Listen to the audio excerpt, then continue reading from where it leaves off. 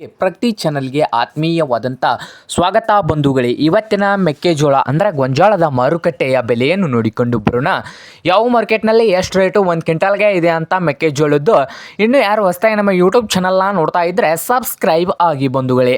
ಇವತ್ತಿನ ಮೆಕ್ಕೆಜೋಳ ಅಂದರೆ ಗೊಂಜಾಳದ ಮಾರುಕಟ್ಟೆಯ ಬೆಲೆ ನೋಡೋದಾದರೆ ಇವತ್ತು ಬಂದು ಕಲಘಟಗಿಯಲ್ಲಿ ಬಂದು ಒಂದು ಕ್ವಿಂಟಲ್ ಮೆಕ್ಕೆಜೋಳಕ್ಕೆ 2580 ರೂಪಾಯಿವರೆಗೆ ರೇಟನ್ನು ಹೊಂದಿದೆ. ಒಂದು ಕ್ವಿಂಟಲ್ಗೆ 2580 ರೂಪಾಯಿವರೆಗೆ ರೇಟನ್ನು ಹೊಂದಿದ್ದು, ಹಾಗೆ ದಾವಣಗೆರೆಯಲ್ಲಿ ನೋಡೋದಾದರೆ ಒಂದು ಕ್ವಿಂಟಲ್ ಮೆಕ್ಕೆಜೋಳ ಅಂದರೆ ಗೊಂಜಾಳಕ್ಕೆ ರೇಟ್ ಬಂದು 2300 ರೂಪಾಯಿದಿಂದ 2400 ರೂಪಾಯಿವರೆಗೆ ಲಾಸ್ಟ್ ರೇಟನ್ನು ಹೊಂದಿದೆ.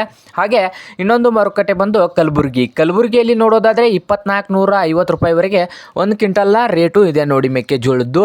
ಹಾಗೆ ಇನ್ನೊಂದು ಮಾರುಕಟ್ಟೆ ನೋಡ್ಬೋದು ರೈತರೇ, ಹರಪನಹಳ್ಳಿಯಲ್ಲಿ ಒಂದು ಕ್ವಿಂಟಲ್ಗೆ ಮೆಕ್ಕೆಜೋಳದ ರೇಟ್ ಬಂದು 2368 ರೂಪಾಯಿವರೆಗೆ ರೇಟನ್ನು ಹೊಂದಿದೆ.